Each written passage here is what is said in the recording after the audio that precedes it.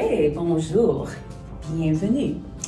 Aujourd'hui, nous sommes à l'école secondaire de Mosaïque et on va faire du Lusconigan, qui est du pain Mi'kmaq. Premièrement, laisse-moi m'introduire.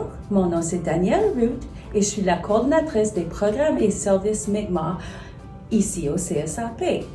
Et avec moi aujourd'hui, c'est Nolan de la 10e année et Madame Nathalie.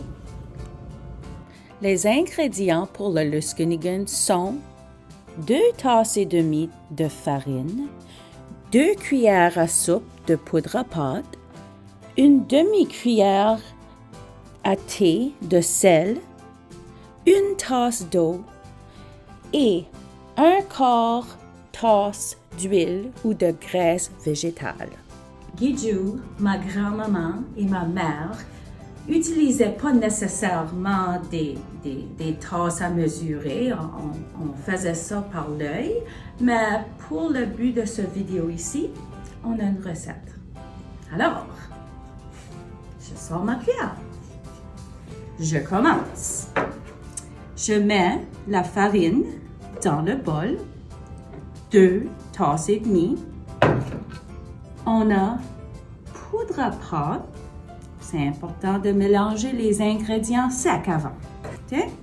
Un petit peu de sel. Maintenant, on mélange. Moi, j'aime utiliser mes mains beaucoup, mais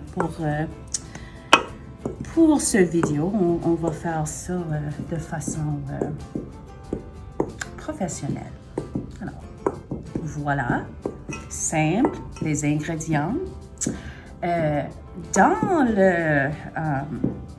le district de Unama'ki, qui est ce qu'on connaît maintenant comme le Cap-Breton, ils appellent ça des fois 4 cents, qui est un mot anglais, mais ça se traduit comme en 4 cents, parce que durant l'époque de la centralisation, etc., ça coûtait 4 cents pour faire beaucoup de pain. Un quart de tasse d'huile. On peut aussi utiliser, qu'est-ce que c'est appelé encore? Oui, on peut utiliser ça.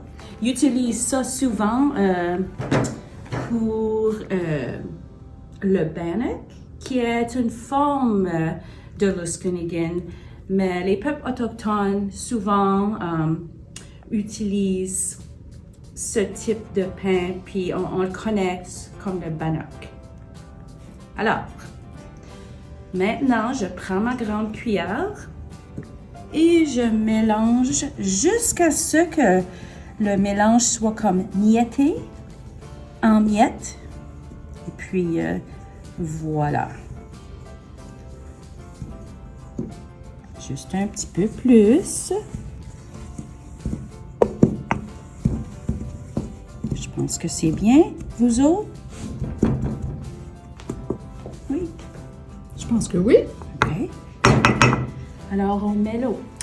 Et c'est pour ça que je dis, les ingrédients comme tels, oui, on a une recette, mais si on a besoin d'un petit peu moins d'eau ou plus d'eau, on ne veut pas que ça soit trop collant parce qu'on ne va pas pouvoir le manipuler. Ça, c'est de l'eau. C'était combien? Une tasse. Une tasse. Une tasse. Alors, je vais en laisser. Je vais utiliser ma cuillère, mais éventuellement, je vais utiliser mes mains parce qu'il faut que je le fasse dans une forme de boule. Et oui, on a besoin de plus d'eau. Maintenant... Je vais en chercher d'autres, Madame Danielle, si on a besoin. Oui, puis on peut toujours ajouter de la farine. Je vais mettre ça là. Je vais mettre mes manches. Mes mains sont nettes. J'ai lavé mes mains. Et puis, on prend ça et je pense que ça va être parfait. Puis, comme j'ai expliqué à vous autres avant, on prenait ce mélange ici, on mettait tout ça ensemble, puis c'est amusant d'avoir des feux, puis des sortes de partages.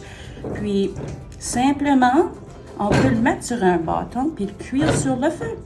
C'est vraiment... qu'est-ce que le mot... pas diverse, mais comme versatile. Versatile. Oui. Merci. Alors, madame, si tu peux, s'il vous plaît, Oui. juste mettre un petit peu de farine là pour moi Oui. sur cette mélange. Juste comme un petit peu comme...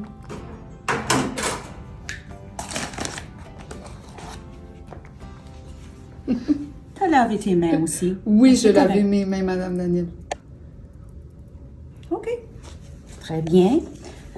C'est comme faire du pain, comme n'importe quoi. C'est un petit peu collant, mais tu peux l'ajouter encore.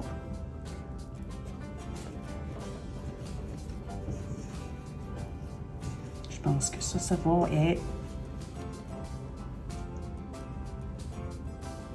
Je vais le faire.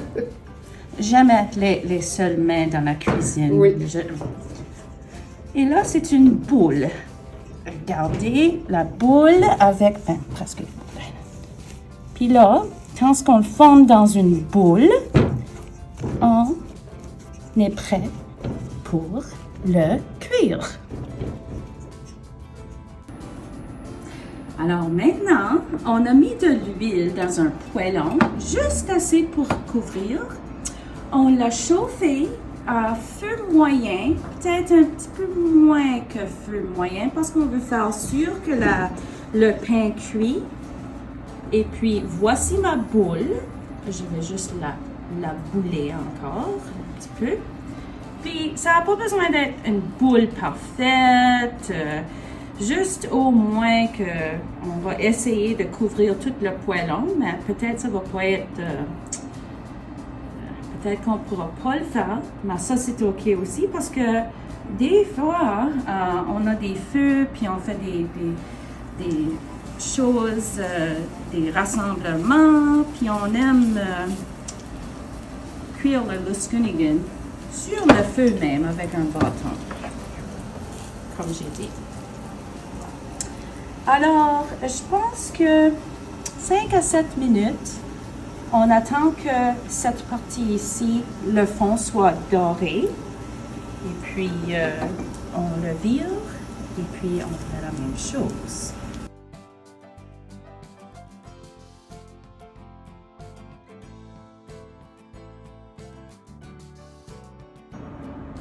Et voilà, on a terminé. Maintenant, qu'est-ce qu'on fait? On l'enlève et on n'a pas besoin de les couper. On prend des morceaux comme tel, garde ça, c'est très cuit en dedans.